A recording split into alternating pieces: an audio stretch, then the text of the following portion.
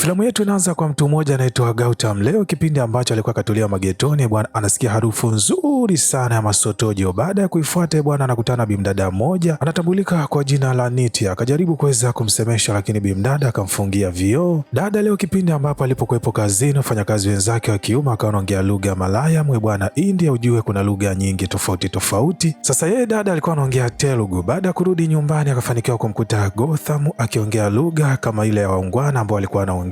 Anamwita Chobingo na kumsikilizishia ile audio ambao waungwana walikuwa wanamzungumzia. Mchizi akamtafsiria na kumweleza bimdada hao waungwana walikuwa wanakuongelea kwa lugha ya matamanio, yani kiufupi ni lugha isiyokuwa nzuri sana. Dada kwa kuwa alikuwa bado anafanya kazi na hao waungwana, leo akaamua kumfuata Gautam na kumuomba aweze kumfundisha lugha Malaya. Mchizi akamweleza atamsaidia, lakini naye bimdada kwa kuwa anajua sana kuandaa masotojo, basi yeye atakuwa anampikia masotojo na mwamba atakuwa anamfundisha hiyo lugha. Basi bwana, mazoea akaanza baina ya bimdada pamoja na Gautam. Mwamba anamfundisha lugha na bimdada naye anaandaa masotojo. Mazoea haya mwisho wa siku yakatengeneza mahusiano ya kimapenzi. Leo tunamwona Gautam katikati ya usiku anaelekea mpaka kwenye nyumba moja kwenda kumtorosha moja kati ya bimdada na kumweka kwenye bajaji. Vagi ilikuwa ni kubwa sana njiani, lakini dereva wa bajaji akafanikiwa kuweza kumsaidia Gautam na kumpeleka huyu mwanadada mpaka tempo. Bimdada huyu bwana alikuwa anahitajika kuweza kufunga ndoa na baba yake na Gautam. Licha huyu bimdada kimtindo kuwa mtoto wa mwaka 2000 na baba yake na Gautam kimtindo umri ulikuwa umekwenda, kitu ambacho kikapelekea wazazi wake na binti kukataa kabisa baba yake na Gautam kufunga ndoa na binti yao. Lakini Waswahili alisema mapenzi huwa hayachagui, lakini pia huwa hayana mpaka. Kutokana na wao kuweza kupendana sana, Gautam leo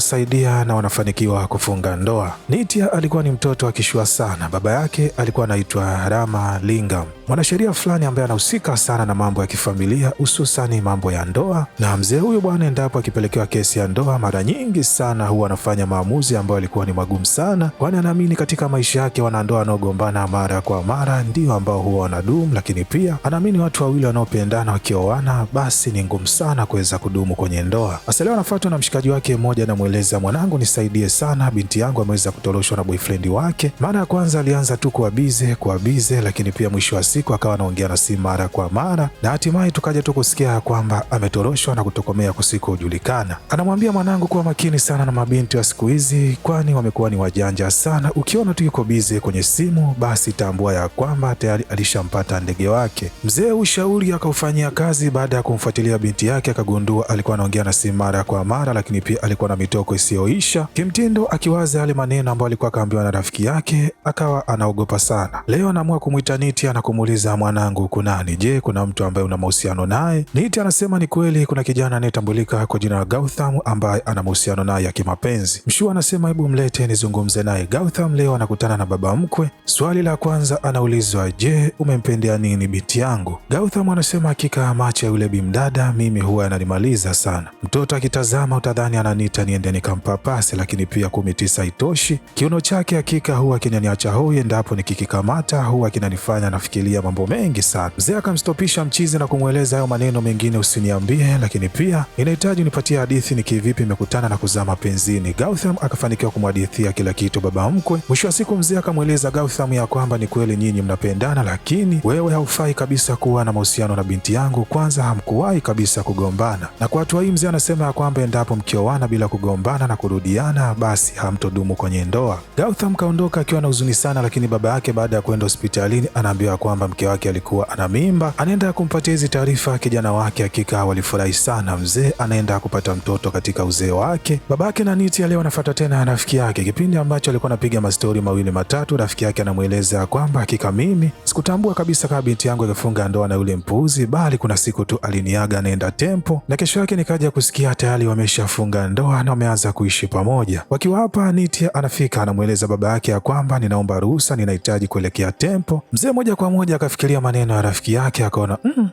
usikute labda binti yake naye anaenda kufunga ndoa kimya kimya na Gautam. Akamfukuzia mpaka tempo. Baada ya kufika akaanza kubwata sana, na mweleza binti yake ya kwamba hakika nilikuamini ya kwamba wewe ni binti yangu unayenipenda na kuniheshimu, lakini leo umefunga ndoa kimya kimya pasina hata mimi kuweza kujua. Binti kaondoka akiwa na hasira sana, na kwaje baba yake anamkosea kama hivi. Akaamua kumnunia siku kadhaa. Leo mzee anamfuata binti yake na kumwomba msamaha. Anamweleza kwamba binti yangu, kwa sasa ninakuruhusu wewe na Gautam muweze kufunga ndoa, lakini kwanza ninahitaji kwenda kuonana na familia yake. Nitya na baba yake wanafika mpaka Akifika nyumbani kwa kina Gautham, mshangao wa kwanza anakuta mzee ameoa binti ambaye alikuwa ni mdogo sana. Ikabidi aulizwe, je, wazazi wake na binti wamekubaliana nyinyi muweze kufunga ndoa? Lakini mzee anasema ya kwamba wazazi wake ni wadogo kuliko mimi, tuliwashawishi sana wakubali, penzi letu ikawa ngumu, ila tunaamini baada ya miezi 6 kupita mke wangu atakuwa tayari ameshajifungua na wao watakuwa hawana kipingamizi chochote juu yetu. Halo. Babake na Niti akaona hakika hii familia mwanangu ameingia mkenge, akatoa amri, anasema ya kwamba ni kweli nimekubali Gautham pamoja na binti yangu afunge ndoa, lakini kwa sharti moja tu. Ndoa hii inahitaji ifungwe kwenye ofisi za serikali na wala sio tempo. Gautham kimtindo akawa ni mbishi, lakini bimdada anamvuta pembeni na kumweleza, hapa tunashukuru tu baba ameweza kukubali ndoa yetu, lakini hayo mengine hebu tuyaache, sisi tufanye tu kama jinsi ambavyo yeye anahitaji. Gautham leo anatambulishwa kwa wafanyakazi wenzake, kwani kwa sasa alikuwa akapata kazi kwenye ofisi ambayo hata bimdada Nitya naye alikuwa anafanya kazi. Babake na Nitya upande wa pili anamweleza mfanyakazi ya kwamba hakika mimi nimekubali tu binti yangu aolewe na yule jamaa kishinga upande, na hapa kipindi hiki kabla hawajafunga ndoa, endapo nikigundua mwamba akafanya kosa lolote, basi hiyo ndio itakuwa njia ya kuvunja mahusiano yao. Halo. Gautham pamoja na wenzake leo wamejipanga kumpokea bosi mpya. Bwana, cha ajabu anafika bimdada mmoja anatambulika kwa jina la Dia. Mchizi anashangaa sana kumwona huyu mwanadada, kwani kuna hadithi kubwa sana iliyojificha nyuma yao, na hapa tunarudishwa miaka kadhaa iliyopita. Hapa tunafika kipindi ambacho mchizi alipokuwepo chuoni. Mwamba alikuwa ni kiongozi na baba yake na Dia alikuwa ni principal, na chuoni bwana kulikuwa kuna vitu vingi sana ambavyo havipo sawasawa, ikiwemo vyoo. Siku moja akawachukua machizi wake mpaka ofisi kwa principal na kumweleza kwamba kuanzia siku hii ya leo tutakuwa tunatumia choo chako. Hatua hii kamfanya principal pamoja na mchizi kuto kuelewana kabisa, lakini principal asichokijua ni kwamba mchizi pamoja na binti yake alikuwa anatambulika kwa jina la Dia walikuwa na mahusiano ya kimapenzi, tena walikuwa ni watu wanaopendana kweli kweli, kwani mchizi ilifikia stage mpaka akaenda kuchora tattoo katika kifua chake, tena akaandika jina la mpenzi wake Dia. Halo. Siku moja akiwa katika matembezi yao, principal akafanikiwa kuweza kuwashuhudia. Hatua hii ikampelekea yeye kumfungia bimdada nyumbani. Gautham baada ya kuzipata hizi taarifa akamchukua bimdada mpaka kwenye ofisi ya serikali kwenda kuandikisha ndoa yao. Anamweleza bimdada, endapo tukifanikiwa hapa, baba yako hatakuwa na uwezo wa kukuozesha kwa mtu mwingine, kwani sisi tayari tutakuwa mke na mume. Kwenye ofisi hii ya serikali, huyu mchizi ambaye alikuwa anasimamia haya mambo alimuuliza sana bimdada, je, ni kweli uko tayari kuolewa na huyu mwamba? Dada akathibitisha, akasema ya kwamba wao wapo kwenye mahusiano kwa zaidi ya miaka 4 na anampenda sana Gautham, lakini pia anaamini yeye ni mwanaume sahihi sana kwenye maisha yake. Gautham akakazia hapo hapo, akaanza kumtambia huyu afisa, anamweleza kwamba wewe subiri, huyu binti nitaenda kumpatia matunzo mazuri ambayo atamfanya azidi kupendeza, lakini pia nina uhakika ipo siku moja utatuita best couple. Halo. Dia anamfuata Gautham leo, anamweleza hakika nimeenda kumwelezea kila kitu baba yangu na amekubali sisi kuweza kuishi pamoja, lakini kwa sharti moja tu, siku chache zijazo atafanywa sherehe ya kustafu, hivyo amesema ya kwamba mbele ya wanafunzi wote pamoja na wageni uende ukamwombe msamaha. Halo. Siku ya tukio nafika Gautham, baada ya kupewa nafasi, badala yeye aombe msamaha, bali akazidi kumponda principal, kitu ambacho kikampelekea bimdada kuzidi kumaindi sana mtaalamu wetu Gautham. Leo anamweleza hakika nimeamini wewe sio mwanaume sahihi kwangu, hivyo kuanzia siku hii ya leo mimi na wewe kila mtu ashike mbanga zake. Halo. Gautham tokea kipindi hicho hakuwahi kabisa kuonana na huyu bimdada, na ni leo tu ndo anakuja kuonana naye kipindi hiki ambacho yeye anahitaji kuoa, lakini pia binti huyu kwa sasa ndiyo bosi wake. Halo. Maji ni ya moto. Gautham hatua ya kwanza ikampeleka mpaka sehemu ambapo anachora tattoo. Lengo ni kwenda kuifuta, lakini akiwa hapa anakutana na baba yake ambaye naye alifika kuandika jina la mke wake kwenye kifua chake. Halo. Hii familia ina mambo sana, lakini mchoraji wa tattoo anamweleza Gautham, bwana, tattoo yako haiwezi kufutika. Mchizi akapiga moyo konde. Leo kulikuwa kuna baby shower ambayo alikuwa anaifanya baba yake pamoja na mkewe. Wageni walikuwa ni wengi sana. Mmoja kati ya mgeni alikuwa ni mtaalamu wetu ambaye alikuwa ni baba yake na bimdada Nitya, lakini pia kuna hii sherehe bimdada akaenda upande wa juu kwenda kuonana na Gautham. Kwa muda huu mchizi alikuwa akatoka kuoga na upande wa juu alikuwa hajavalia shati. Bimdada akaona kama vile kulikuwa kuna maandishi kwenye kifua cha mchizi, akatambua kwamba huenda akawa kaenda kuchora tatu ya jina lake, akawa anahitaji kuweza kuitazama. Baada ya mwamba kufungua kifua chake akakuta bimdada kwamba ameandika jina India. Halo. Yani mwamba baada ya kuona kufuta jina Dia imekuwa ni ngumu, basi akaamua kuongeza I na N ili iwe India.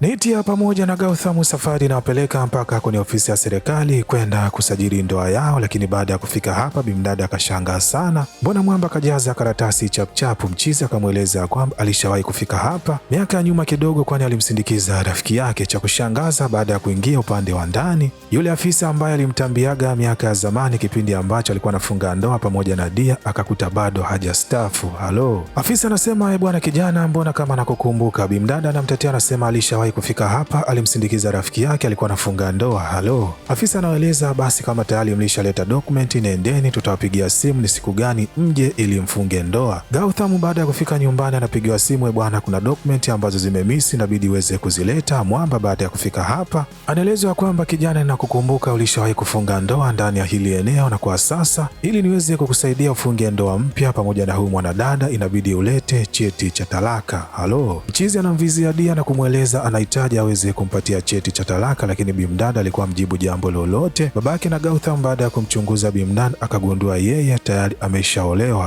Halo, tena kwa ndoa ya kidini. Dia leo kazini anafanikiwa kumkuta Gautham pamoja na bimdada wakiwa na mapenzi motomoto. Baada ya kuketi anauliza mahusiano yao yakoje, lakini bimdada Nitya anamweleza Dia ya kwamba wao ni wachumba na kwa sasa wanatarajia kufunga ndoa. Dia akawa anamweleza bimdada ya kwamba je, unafahamu ya kwamba huyu jamaa ana tatuu katika kifua chake? Nitya akasema ya kwamba ni kweli ninafahamu, na katika kifua chake ameandika India. Halo, Dia moja kwa moja akashangaa sana, yaani jina lake muuni kalinyambua mpaka limekuja India. Gautham sasa akawa yupo njia panda, atafanyaje ili aweze kumshawishi bimdada ampatie talaka. Aliona kabisa Dia hawezi akafanya hivyo leo yeye pamoja na rafiki yake wakaelekea mpaka sehemu ambapo alikuwa naishi yule afisa. Wanafika wanamkabidhi cheti cha umauti cha bimdada Dia. Afisa huyu aliumia sana, kwani naye pia amepoteza mke wake. Akamweleza Mwamba ya kwamba endapo ukiwa na mawazo ya kutosha, rafiki pekee kwenye maisha yako ni Gambe, lakini pia nitashughulika na jambo lako wala usiwaze. Anampigia bimdada Nitya na kumpatia tarehe ya ndoa yao, lakini pia siku moja yeye pamoja na Gautham, bila kumsahau rafiki yake, kipindi ambacho alikuwa ametoka kwenye duka la Gambe. Upande wa nje wanakutana na Dia. Mwamba alishangaa sana, inakuwaje mzimu unatembea lakini pia unatumia smartphone? Anamfuata Dia na kumweleza hakika wewe ni mzimu wa kisasa sana, kwani pia hata simu unayo, lakini bimdada akamnasa kibao. Afisa akashangaa sana baada ya kutambua kwamba kumbe bimdada alikuwa yupo hai na Mwamba aliamua kumwongopea. Afisa leo anampigia simu Gautham na kumweleza inabidi ulete cheti cha talaka kabla siku ya ndoa yako kuweza kufika, kwani la sivyo nitamweleza mke wako mtarajiwa kila kitu. Mwamba akazidi kuchanganyikiwa. Gautham na baba yake safari leo ikawapeleka mpaka kwa moja kati ya wakili kwenda kumuomba aende akawasaidie kwenda kuchukua cheti cha talaka kwa bimdada Dia, lakini wao walichokuwa wakitambui ni kwamba huyu Mwamba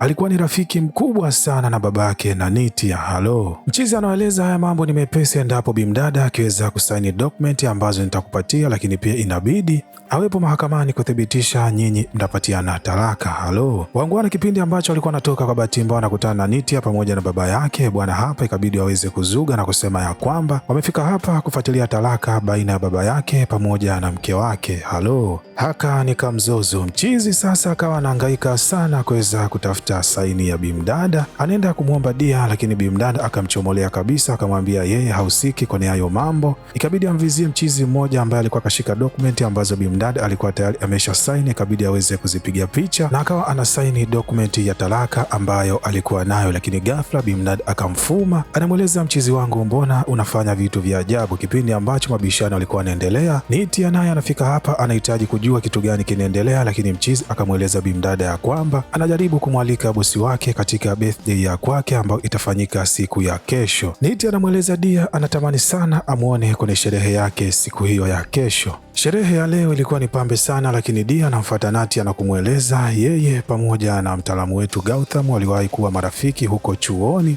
Dada anamfuata Gautham na kumuuliza mbona unanificha kama wewe pamoja na bosi wetu mlishawahi kuwa marafiki? Mchizi anajaribu kujitetea, lakini bimdada anamweleza sio vizuri sana kwanza mahusiano ungali ukiwa na vitu vingine unanificha. Halo, dada kaondoka akiwa na hasira, lakini yule wakili ambaye walimfuata ili aweze kuwasaidia kupata talaka anafika hapa, na baada ya kutambua kutambulishwa kwamba Gautham ndio alikuwa ni mchumba wa bimdada Nitya, alishangaa sana mbele ya baba mkwe. Kabla ajamwaga mpunga mwingi, bwana muungwana akabadilisha mada pale pale na kusema ya kwamba ile talaka sio ya kwake bali ni ya baba yake. Dereva ambaye alimsaidia Gautham kwenda kumchukua mchumba baba yake nyumbani kwao, baada ya kusikia hizi kauli aliumia sana, akaamua kwenda kumfuata mke wa baba yake na kumweleza kila kitu. Mke alimaindi sana, akaamua kuondoka hapa na kumwacha baba yake na Gautham. Halo, Gautham leo anafunga safari mpaka kwa kina Dia, anamkuta baba yake anamtoa chobingo na kumweleza ya kwamba yeye pamoja na binti yake atawapeleka polisi, kwani amemwozesha binti yake ungali wao wakiwa bado ni wanandoa. Mzee anashangaa, lakini Gautham anamweleza mkihitaji nisiweze kuleta noma, lakini pia kwenda kumwambia mume wa Dia inabidi twende wote mpaka kwa wakili, twende tukaandae cheti cha talaka. Wao wanafunga safari mpaka kwa wakili. Baada ya kufika hapa, wakili anawaambia inabidi mtafute sababu ya mashiko ya nyinyi kuweza kupeana talaka, lakini pia akapendekeza ya kwamba mwandike sababu Dia hana uwezo wa kupata mimba, ndiyo maana nyinyi mnaachana. Bimdada alijisikia vibaya sana, akaamua kutoka nje. Babake anasema ya kwamba hiyo sababu uliyoisema ni kweli, Dia hana uwezo wa kupata mimba. Halo, Gautham anamfuata bimdada upande wa nje, anamkuta akiwa na huzuni sana. Anamweleza bimdada, usijali, hiyo sababu nitaigeuza na kuandika katika upande wangu, lakini pia ninakupa matumaini, ipo tu siku moja utapata mimba na kupata mtoto. Halo, Mwamba baada ya kuondoka, baba akamfuata mwanaye na kumweleza hakika huyu ni kijana mzuri sana, tulikosea kabisa kuweza kumpoteza, lakini pia anamweleza kwamba yeye ndio sababu mpaka penzi lao kuweza kuvunjika. Hali ilikuwa kama hivi, baba alimfuata Gautham na kuweza kumpiga mikwala aweze kuachana na binti yake. Mwamba baada ya kuwa mbishi, mzee akajaribu kuweza kutoa uhai wake, lakini ikashindikana. Ndipo akamwita tena Gautham na kumweleza asipotafuta njia ya kuachana na binti yake, basi mara ya pili hatofanya makosa bali atautoa uhai wake. Binti aliumia sana baada ya kuweza kutambua ukweli. Gautham anaenda hospitalini kwenda kufoji cheti, lakini siku ambayo rafiki yake alikuwa anamletea bwana, ghafla Nitya naye anafika na kusikia kila kitu. Bimdada akamshika bega Mwamba na kumweleza usijali, watoto ni kitu gani, cha msingi tu sisi tunapendana, tutatafuta njia nyingine ya kuweza kutafuta mtoto. Halo, Mwamba akatambua hakika akapata mke mwenye thamani kubwa sana kwenye maisha yake. Wakili leo anampigia baba yake na Nitya na kumweleza kila kitu ambacho Gautham anakifanya kwa siri, lakini pia mzee anamweleza kila kitu mwanaye ya kwamba huyu jamaa alishawahi kufunga ndoa huko zamani pamoja na bimdada Dia. Bishosti akasema hakika kwa kuwa siku hii ya leo ndiyo siku yetu ya ndoa, hebu tuelekee tu kule ofisini twende tukatambue kama ana mpango wa kututapeli ama ni kweli ananipenda. Babake na Gautham leo kapelekwa mahakamani. Mke alikuwa anahitaji kuweza kupewa talaka, lakini Mwamba alipopewa nafasi ya kuweza kujitetea akavua shati na kumwonyesha mke wake kifuani kaandika jina lake. Bimdada baada ya kuona hivi akakimbilia kwenye kifua cha babake na Gautham na kuona hakika huyu bado anampenda. Halo, Dia anafika mahakamani pamoja na mume wake. Baada ya kufika hapa, mume anamweleza mchizi ya kwamba nimeweza kuambiwa kila kitu, lakini ninakushauri katika maisha yako ni bora ukamweleza binti unaimpenda kila kitu kuliko ukaendesha mahusiano yako huku ukiwa bado una siri zingine. Gautham anachukua talaka mpaka ofisini, anamkuta bimdada Nitya alishafika kitambo, japokuwa alikuwa anaujua ukweli mzima, lakini aliamua kukaa kimya ili amsikilizie mchizi atafanya nini. Mwamba kabla hajasaini cheti cha ndoa akainuka na kumweleza bimdada ukweli mzima ambao alikuwa anamficha, lakini pia akamweleza bimdada, hakika ni kweli ninakupenda, lakini kwa sasa nadhani ni bora ukatafuta mwanaume ambaye yupo sahihi kwenye maisha yako. Mwamba anaondoka ofisini, anamwacha bimdada akiwa na mshangao mkubwa, lakini mahusiano yao ya kimapenzi yakawa yanaendelea kama kawaida, kwani bimdada akawa anaendelea kuongea naye kwa simu. Miezi 6 ikapita, mwaka ukapita, hatimaye baada ya miaka 2 baba yake akaamua kukubali Nitya kufunga ndoa pamoja na mtaalamu wetu Gautham. Halo, hapa ndo nafika mwisho hadithi yetu, lakini kama umependa video hii na umeenjoy ama umejifunza jambo jipya, basi usisahau kushare, kulike na kusubscribe ili kuwa mwanafamilia kupata vigongo vikali vilivyonyooka na kupoa kama hivi kila siku.